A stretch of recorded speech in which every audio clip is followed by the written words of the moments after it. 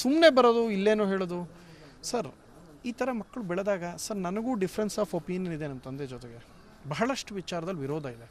ಯಾವ ವಿಚಾರದಲ್ಲಿ ಅಂದರೆ ಅವ್ರಿಗೆ ನಾನು ಬೆಂಗಳೂರು ಸಿನಿಮಾ ಮಾಡ್ತಿರೋದೇ ಇಷ್ಟ ಇಲ್ಲ ಸರ್.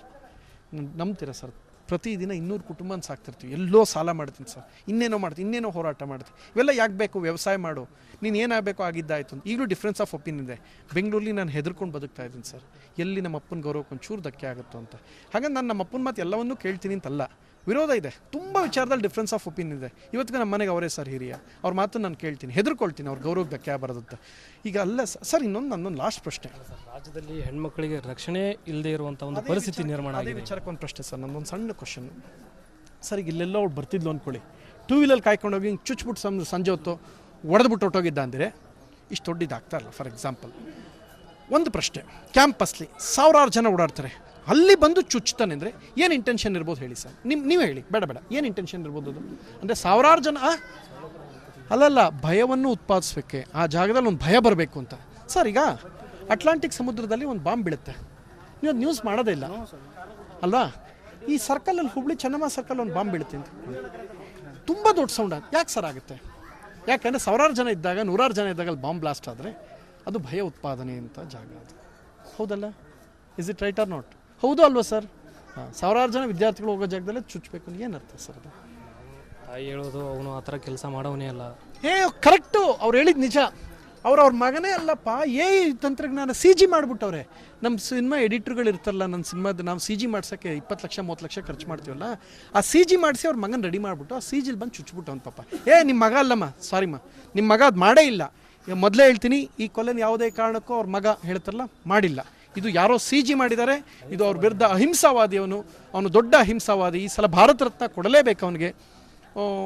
ಮ್ಯಾಕ್ಸಸ್ಸೇ ನೊಬೆಲ್ಗೂ ವಿಶ್ವದಲ್ಲಿ ಕೂಡ ದೊಡ್ಡ ಪ್ರಶಸ್ತಿ ನೊಬೆಲ್ ತಾನೆ, ನೊಬೆಲ್ ಸಿನಿಮಾದವ್ರು ಕೊಡೋದು. ಮ್ಯಾಕ್ಸಸ್ಸೇ ಸಿನಿಮಾದವ್ರಿಗೆ ಆಸ್ಕರ್, ನೊಬೆಲ್ ಶಾಂತಿ ದೂತ ಪ್ರಶಸ್ತಿನ ಈ ಸಲಕ್ಕೆ ಅವನಿಗೆ ರೆಕಮೆಂಡ್ ಮಾಡ್ತೀನಿ. ಭಾರತ ರತ್ನ ಈ ಸಲ ಖಾಲಿ ಇದೆಯಾ ನೋಡಿ ಕ್ಯಾಟಗರಿಲಿ, ಬೇರೆ ಯಾರ್ದಿದ್ದು ತಳ್ಬಿಟ್ಟು ಮೊದಲು ಇವನ ಹೆಸರಿಗೆ ಭಾರತ ರತ್ನ ಕೊಡಬೇಕು ಅಂತ ನಾವು ಈ ಮೂಲಕ ನನ್ನ ಸರ್ಕಾರವನ್ನು ಒತ್ತಾಯಿಸುತ್ತೇನೆ. ಯಾಕೆಂದರೆ ಅವರೇ ಹೇಳಿದ್ದಾರೆ, ನನ್ನ ಮಗ ಸೊಳ್ಳೆ ಸಾಯಿಸ್ತಾ ಇದ್ದನ್ನು ಭಾರತ ರತ್ನ ಕೊಡಲೇಬೇಕು. ಇದು ಯಾವುದೇ ಕಾರಣಕ್ಕೂ ಒಂದು ಕೊಲೆ ಮಾಡಿರೋದಿಲ್ಲ.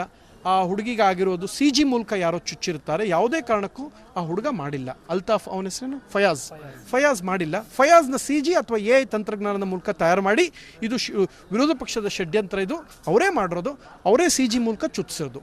ಇದು ಆರ್ಟಿಫಿಷಿಯಲ್ ಇಂಟೆಲಿಜೆನ್ಸ್ ಅಥವಾ ರೋಬೋಟ್ ಮೂಲಕ ಅವ್ನು CG ಮಾಡಿ ಮಾಡಿಸೋದು. ಯಾವುದೇ ಕಾರಣಕ್ಕೆ ತಪ್ಪಿಲ್ಲ. ನಿಮ್ಮ ಮಗನ ತಪ್ಪಿಲ್ಲವೇ ಇಲ್ಲ. ಥ್ಯಾಂಕ್ ಯು ಧನ್ಯವಾದ. ಈ ಘಟನೆಯನ್ನು ರಾಜಕೀಯ ಪಕ್ಷಗಳು ಒಂದು ಅಸ್ತ್ರವನ್ನಾಗಿ ಬಳಕೆ ಮಾಡ್ಕೊಳ್ತಾ ಇದೆ, ಏನು ಅನ್ಸುತ್ತೆ? ಕೈ ಮುಗಿದು ಕೇಳ್ಕೊತೀನಿ 3 ಪಕ್ಷದವ್ರಿಗೆ ಎಲ್ರಿಗೂ, ದಯವಿಟ್ಟು ನೋವಾಗಿದೆ, ಸ್ಟೇಟ್ಮೆಂಟನ್ನು ಚೂರು ಎಚ್ಚರ ವಹಿಸಿ ದಯವಿಟ್ಟು. ನಾನು ನಿಮ್ಮನ್ನು ಅವಮಾನ ಮಾಡ್ತಾ ಇಲ್ಲ, ನಿಮ್ಮನ್ನು ಪ್ರಶ್ನೆ ಮಾಡ್ತಾ ಇಲ್ಲ. ದಯವಿಟ್ಟು ಸ್ಟೇಟ್ಮೆಂಟ್ ಒಂದು ಚೂರು ಎಚ್ಚರ ವಹಿಸಿ ಸರ್, ಪ್ಲೀಸ್ ಸರ್, ದಯವಿಟ್ಟು. ಕೊನೆಯದಾಗಿ ಈ ಘಟನೆಗೆ ಸಂಬಂಧಪಟ್ಟಂತೆ ಯಾವ ಮಟ್ಟದ ಒಂದು ಶಿಕ್ಷೆ ಆಗಬೇಕು ಅಂತೀರಿ ಆರೋಪಿಗೆ, ಒಬ್ಬ ಕಲಾವಿದರಾಗಿ? ಯಾವ ಶಿಕ್ಷೆ ಭಾರತದಲ್ಲಿ ಅತಿ ದೊಡ್ಡದಿದೆಯೋ, ಇವರು ಗೌರವಿಸುವಂಥ ಅರಬ್ ಕಂಟ್ರೀಸಲ್ಲಿ ಯಾವುದು ಸರ್ವೇ ಸಾಮಾನ್ಯವಾದ ಶಿಕ್ಷೆ ಆಗಿದೆಯೋ, ಭಾರತದ ಅತ್ಯುದ್ದಕ ಶಿಕ್ಷೆ ಯಾವುದಿದೆಯೋ ನಾನು ಹೇಳಲ್ಲ ಸರ್, ಅದಾಗಬೇಕು ಸರ್. ಒಂದು ಯಾರೋ ಒಂದು ಪರ ಕೇಸ್ ವಕಾಲತ್ ವಹಿಸ್ತಾ ಇದ್ರು, ಇವರೆಲ್ಲ ಕೂತ್ಕೊಂಡು ಹೇಳ್ತಾರಲ್ಲ, ಬಂದು ಸಮಾಧಾನ ನಾವಿದ್ದೀವಿ, ನಿಮ್ಗೆ ಹಂಗೆ ಆಗಬಾರ್ದಾಗಿತ್ತು ಅಂತ ಹೇಳ್ತಾರಲ್ಲ. ಅಪ್ಪ ಅಮ್ಮ ಹೋಗ್ಬಿಟ್ಟು ಅವ್ರ ಮಗನ ಪರ ಯಾರೇ ವಕಾಲತ್ನ ವಹಿಸ್ತಾ ಇದ್ದರೆ, ತ್ವರಿತಗತಿ ನ್ಯಾಯಾಲಯದಲ್ಲಿ ಇತ್ಯರ್ಥ ಆದರೆ, ಅವನ ಪರ ಯಾರು ಸುಪ್ರೀಂ ಕೋರ್ಟ್ಲಿ ಮೇಲ್ಬಲ್ ಸಲ್ಲಿಸ್ತಾ ಇದ್ದರೆ, ರಾಷ್ಟ್ರಪತಿ ಕ್ಷಮಾದಾನ ಕೇಳದೇ ಇದ್ದರೆ ಏನು ಕೊಡ್ಬೋದು ಸರ್? ಅವನಿಗೆ ಏನು ಕೊಡ್ಬೋದು ಹೇಳಿ? ಅದೇ ಶಿಕ್ಷೆ ಆಗಲಿ ಅಂತ ಕೇಳ್ಕೊಡ್ತೀನಿ. ನಾನು ಯಾರು ಸರ್ ಹೇಳೋಕ್ಕೆ? ನಾನು ಕಾನೂನನ್ನ ಸಂವಿಧಾನನ ಗೌರವಿಸ್ತೀನಿ. ನಾನು ಯಾರು ಇಂಥದ್ದೇ ಆಗಲಿ ಅಂತ ಹೇಳೋಕ್ಕೆ? ನಾನು ಹೇಳ್ಬಿಟ್ರೆ ಆಗೋಗುತ್ತಾ? ನಾನು ಹೇಳ್ಬಿಟ್ರೆ ಆಗಂಗಿದ್ದಿದ್ರೆ ಏನೇನೋ ಹೇಳ್ತಾ ಇದ್ದೆ ನಾನು. ಅವೆಲ್ಲ ಅಲ್ಲ.